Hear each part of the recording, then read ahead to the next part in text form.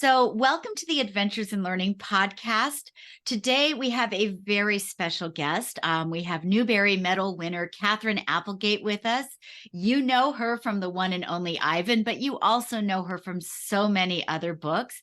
And she just had this year, the one and only Ruby came out, and there is a very cool book coming out right about now called Dogtown. And so, we're going to get to spend a little bit of time learning about the one and only Katherine. Katherine, welcome to the show. Oh, thank you so much, Diane. I'm thrilled to be here. I'm a big fan of your podcast. I appreciate that. I was so excited. I got to meet you just a little bit ago. Shenandoah University had a huge rally for reading, and there were like 500 children filling the auditorium, and you were such a rock star to them. How does that feel? Well, it wasn't me. It was John Shu. We were there together, and he is, if you have not seen Mr. Shu, who is like the ultimate book evangelist on stage or with kids and an audience, it is something to behold because he has this manic energy and his love for books just comes shining through. That would be my kitty visiting us. And he's just a remarkable presence in a room. And he has this uncanny ability to look around a room and know just the right book for just the right child. And there were, you're right, 500, 600 kids in that room. It was an absolutely wonderful event. And it was very fun to hear kids screaming about authors and books because how often does that happen? It should happen more. It absolutely should. My watch actually went off several times to warn me that the decibel level was too high.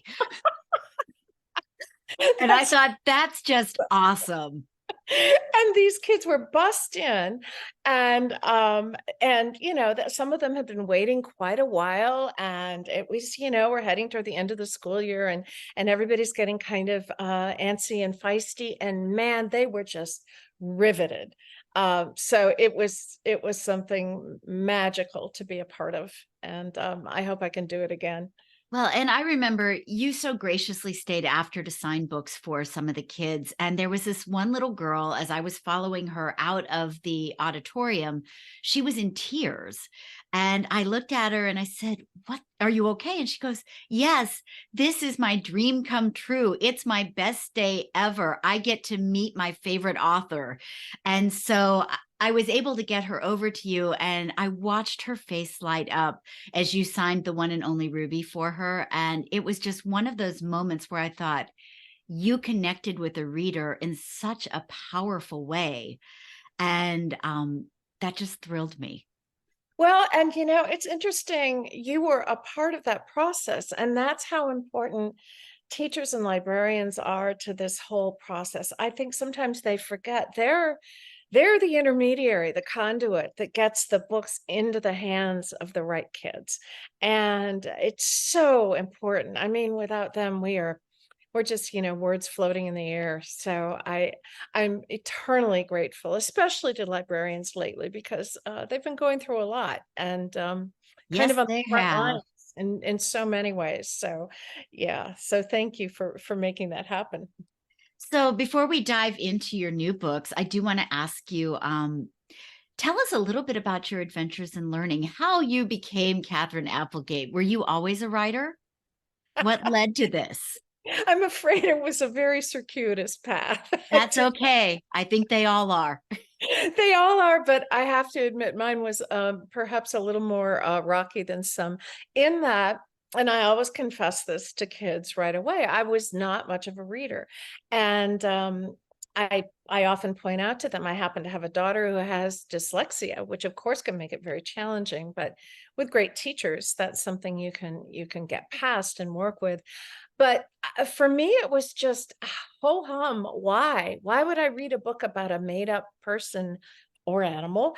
I found it boring. I found it wasn't that it was too hard for me. It was just it didn't click.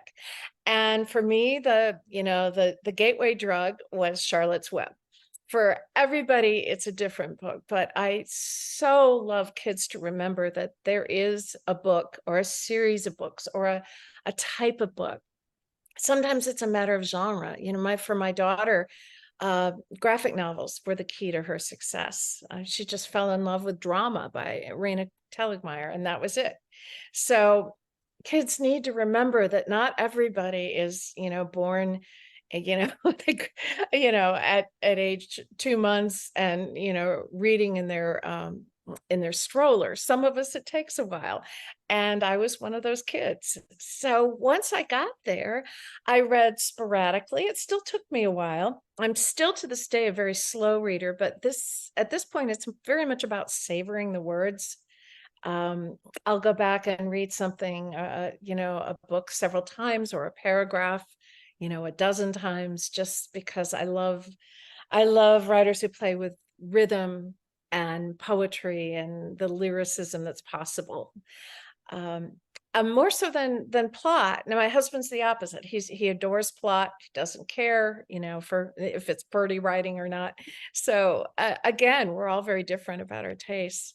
But although I got a degree in English from the University of Texas, where I happened to be living, my dad was with IBM, so we moved around a lot as a kid. I still avoided writing for quite some time afterwards, and had the usual series of writer pre-writing jobs, really bad waitress, really bad plant water, really bad typist, you name it, I did it.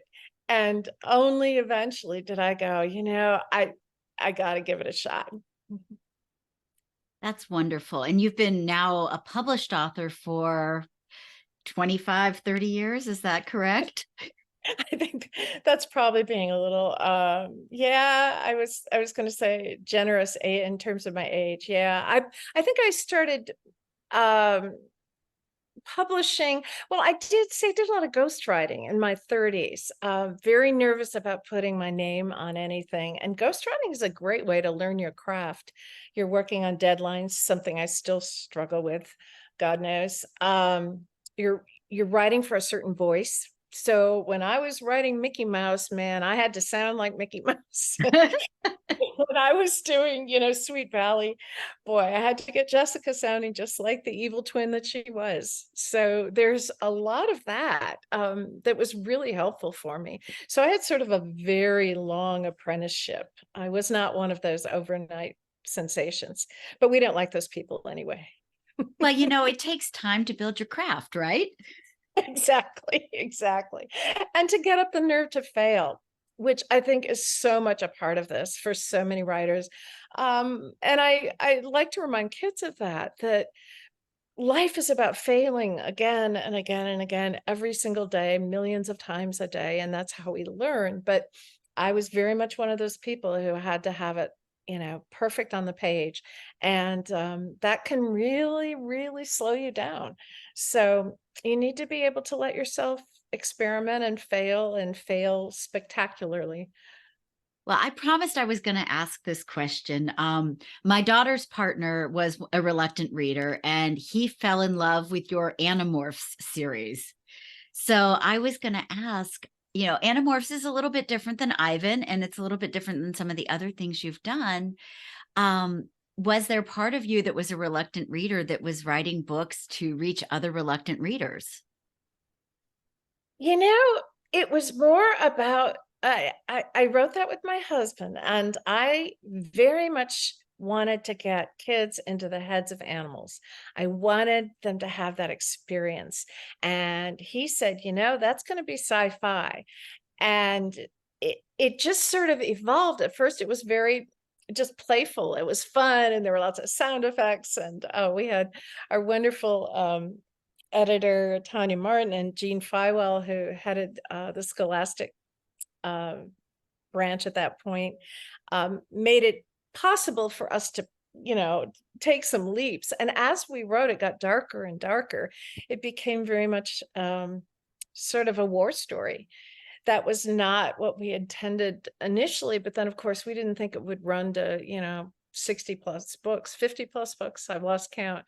So eventually, at the very end, we started using ghostwriters ourselves, but we continued to outline and to edit throughout.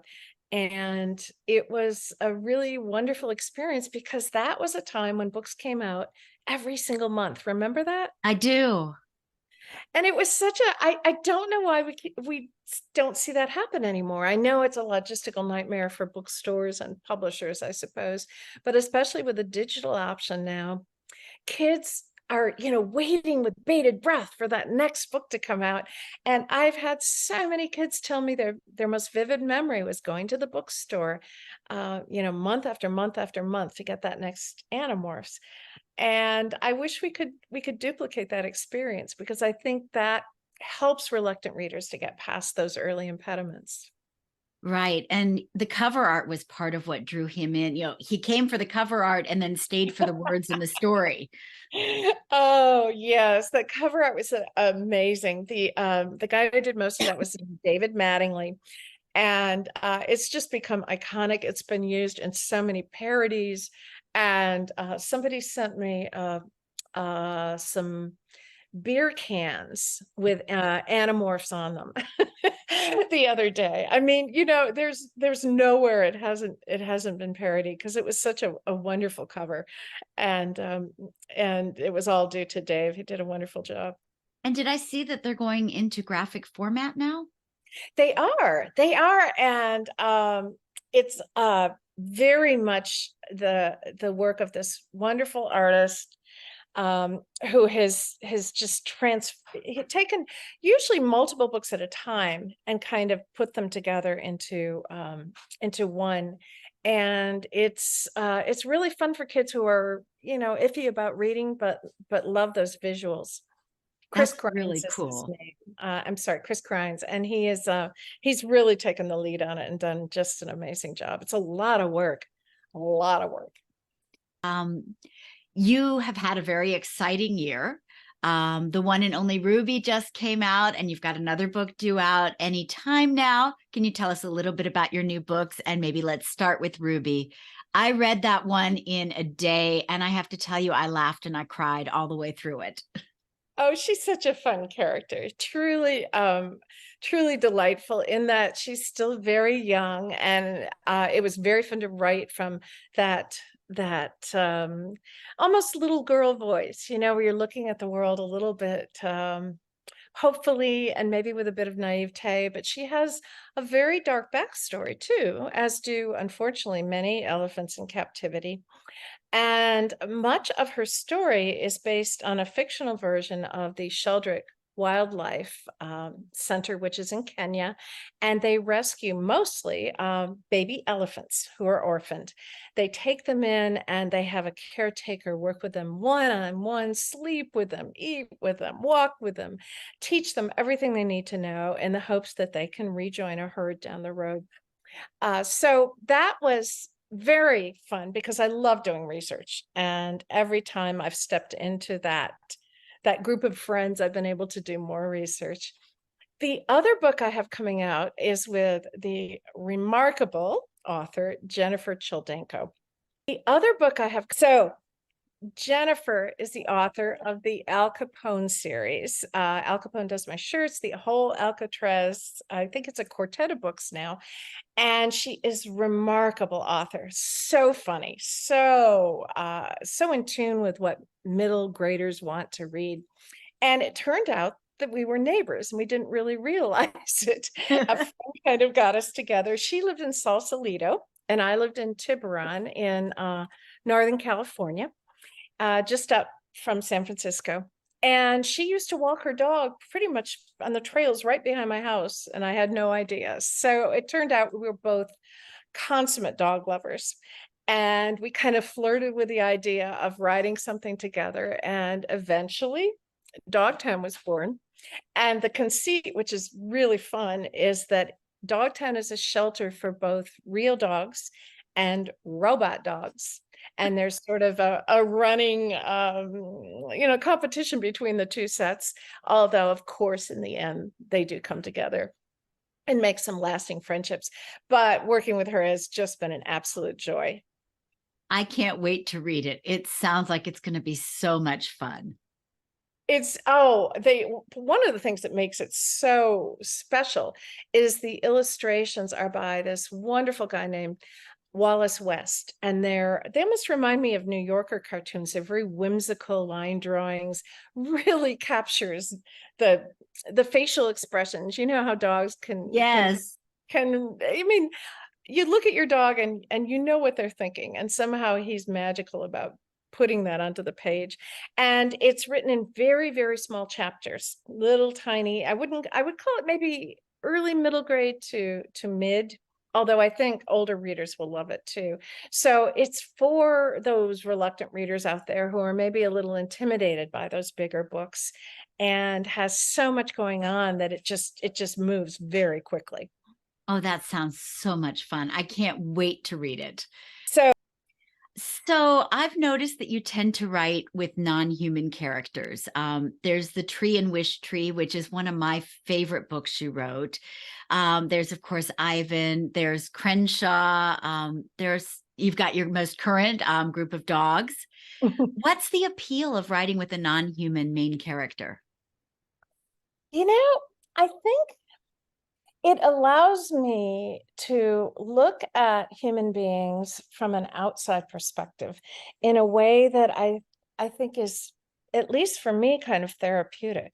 I find our human behavior baffling and sometimes depressing, and sometimes just anger making, and sometimes just absolutely blissfully wonderful. And so being able to look at it from the outside, I think provides a unique perspective. I started out writing about animals just because I was one of those animal lovers. I worked for a vet in high school. I was absolutely sure I would be a vet. And then realized that I was more interested kind of in the psychology than in, the Sure. biology per se. And that's where I started. But once I realized the fun you can have being on the outside and looking in, I couldn't resist going back to it again and again. And the tree, it's interesting because you do write yourself into corners when you take a non-human perspective. With Wish Tree, I got about halfway in and went, you know what? Red can't move, and I'm in trouble here. So I had to create this menagerie of characters to do some of the heavy lifting. Similarly with Ivan, early on, I literally threw the manuscript away and went, there is no way I can write from the POV of a gorilla. Who is going to read this? So it's always a process. I tried, for example, with Otter, which is a recent book, to get as close as I could to keeping the physiology and the facts there. But once you leap into the head of an animal, you're going to be anthropomorphic by definition. So it's always a balancing act. Very cool. Well, I love those different choices that you've made. As you look back at your books, did winning the Newbery for Ivan, did it change your life in any way? Oh, it changes. The Newbery changes everyone's lives.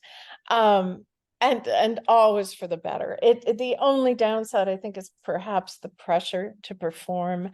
And other than that, I mean, what happens is a book that might have been remaindered stays in print. And a story that a story is like your child. You love it and you want to share it with the world. And the Newbery makes that possible. I'm profoundly aware that, to me, it's a little like getting hit by lightning because every year there are so many gorgeous books. But it was absolutely life-changing in myriad ways. Um, Most importantly, I think it gave me some confidence that I lacked. I went, okay, this is a story that I was about to give up on, and now here it is, and people seem to like it, and that's a pretty wonderful experience. I wish everybody could win a Newbery. Wouldn't that be lovely? It would. It might diminish the effect, but it's such an affirmation. And writers work in such isolation. It's hard being a writer. I mean, I believe me, I've had real jobs in my life. I've cleaned toilets and I've, done Saturday nights in cocktail bars, but writing has its own kind of challenges because you are working solo and you're living with a bunch of imaginary beings day in and day out that no one else can see. And it's a very, very strange occupation in that way. A little bit, I imagine, like acting might be, you know. Yeah. So are there authors or illustrators today that are influencing you? I know Charlotte's Web was that book that got you hooked. As you've moved into the field and become a leader in the field, are there authors whose work you love, who inspire you? And I know I'm putting you on the spot with that question. Oh, I hate that question because you start going and you can't stop. Um, I'll tell you, someone who I love, and I've been reading a lot recently, is Jason Reynolds, because I love the energy he can put into any plot, any idea.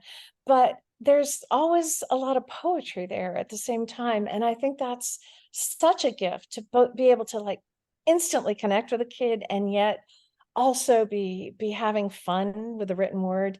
I love authors who can do that, and there are so many. But I love all kinds of books. I think Dave Pilkey is amazing. And I could read his books till, 24 hours a day. They just make me smile. And isn't that the most profound gift you can give anybody? Absolutely. So what are you working on now? I am working on the last installment of the Ivan books, and that's kind of all I'm allowed to say at this point. I do have a title, and I'm well into the manuscript, and I had no intention of writing this final book. But when the idea came to me, it was so perfect. It brings the narrative arc full circle in a way that I think is wonderful. So I mentioned this, in fact, at the reading rally. And I said, "You're never going to guess who it's about." And the kids are like, "No, it's about Mac. No, no, it's about Snickers." And they're never right. And this one little girl came up to me and she said, and she even knew the title. She had it just right. And I was quite amazed. Wow. That kid's going to be a writer someday.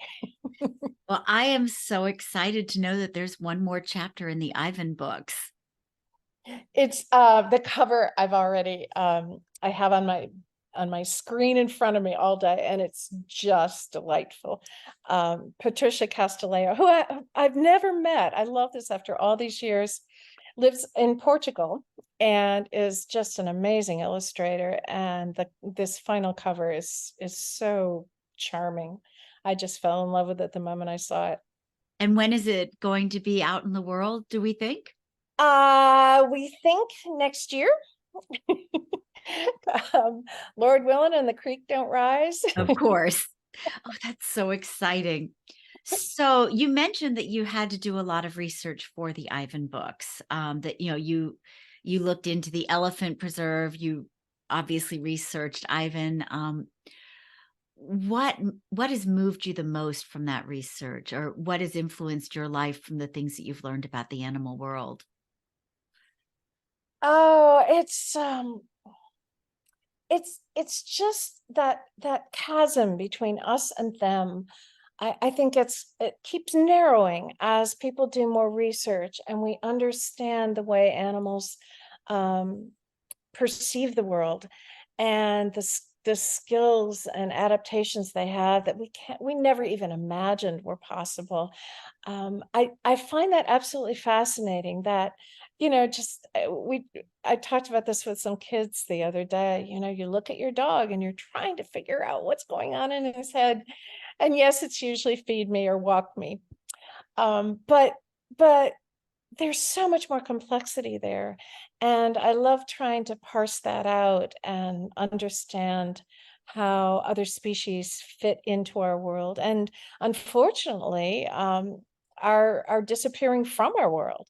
And I think that's so heartbreaking. But I see every time I go to schools, I see so many kids who are really engaged um, in that concern. They're thinking about climate change and they're thinking about how we're losing species en masse, and they want to do something about it. So that always gives me hope. Me too. I was fortunate enough to go to Antarctica in December with my father, and Oh, I'm so jealous. it completely changed my life in that it made me realize absolutely without a doubt what's at stake and what we stand to lose if we don't do something. And I think the more that we can help kids feel that love and that hope and that power to act and to change, the better we are as a society. I've been working a bit with the University of Minnesota, which has a climate lit, children's climate lit focus in their studies. And I love that they're acknowledging that books can play, a small part, but a part in getting that change to happen. Because I think when a child reads a story and sees that, that polar bear on the ice floe, it hits home in a way that nothing else will. And so that's really important. And kids aren't often exposed the way I would love them to be to, how many kids get to go to Antarctica. So Exactly. And I think that that's so important. And I think you just hit on something that books do.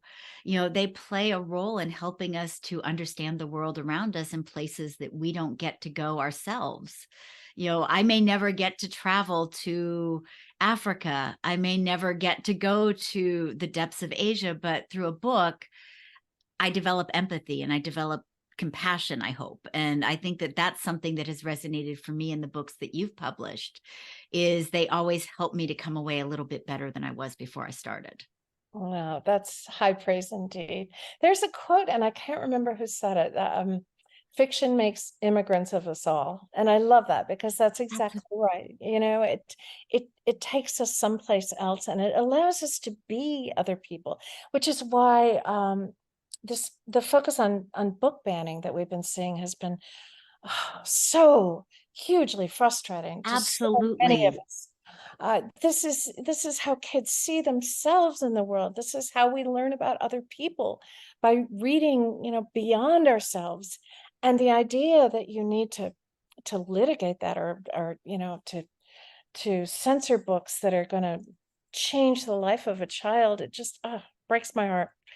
I do think we're getting better at fighting back. I'm vastly encouraged that I think there was a time there where Moms for Liberty and their ilk were getting all the airtime and or Planned Parenthood, I've heard them called, Oh which I my. Planned Parenthood, which I think is wonderfully appropriate. Minivan Taliban was the other one I heard the other day. But they were just sucking all the air out. And it's a dozen people going around and getting books banned en masse all over the country. And I think we're starting to realize, okay, we fight back with litigation and we go to every single school board meeting and we make a ton of noise and we make sure these people have actually read the books that they're complaining about. Exactly. That I think is one of the most egregious parts of this whole unfolding drama that I keep thinking is going to end. I really thought a year ago this was going to reach a peak, and maybe we're getting there. Maybe we're on the downhill slide. I don't know. Well, and it Uh, feels so driven by fear that you're afraid yeah, to see outside of your own little world.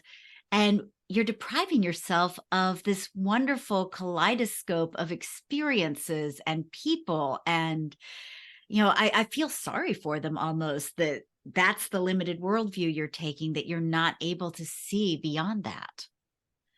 fear. You're right. It's all about fear. It really is, and it helps to understand that when you're trying to bridge that gap. I made a decision. I happen to have a trans daughter, and I was just so mad at Texas for so many reasons that I decided not to go to accept an invitation that I'd had to go to Texas. And I wrote a letter and put it on Twitter and made some noise about how frustrated I was. But I don't think in retrospect it helped in the least. I think you have to engage. You have to go meet the enemy halfway and talk to them And if they won't listen, then you have to fight. So I think in the end, as grueling and tedious as that can be, that's the final answer. I think you're right. And I'm finding as I'm traveling the country and working with teachers that that's part of it too. Teachers want to do the best that they can for the students that they've got, and they need the support and the backing and the words to work around some of these horrific legislative things that have happened in states. And so trying to help them do their jobs in a climate that's not making it easy for them to do their jobs is huge. There was a wonderful video. I had it pinned on my Twitter feed for a while. I think she was a math teacher in Florida, and she was leaving her job, for obvious reasons because she'd just been, pushed to the limit. But she gave this impassioned speech, I think it was before a school board, and said, "You know what? I barely have time to teach your kids how to add two and two together. I don't have time to turn them gay. I don't have time to change the way they view the world because I'm trying to teach them math." Okay. And it was so powerful and so plaintive. I feel deeply frustrated for librarians and teachers right now because they already have so much to deal with, budget cuts and testing, and now we're adding this to it, and just it's heartbreaking. And we ought to be celebrating them because, as we said at the very beginning, they're the ones who are doing that powerful transformative work of Yes, connecting children to the right book. exactly. Exactly. And for that, writers everywhere are are beyond grateful. Exactly. So let's finish on a joyful note. What currently brings you hope and joy in the world? Oh my. Um, so many, many things. Of course, my family, my kids, just make me laugh. And on a daily basis, just moment to moment, I have to say animals still bring me a remarkable amount of pleasure. I'm sitting next to a snoring pug at the moment, and she just makes me smile, and that gives me tremendous joy.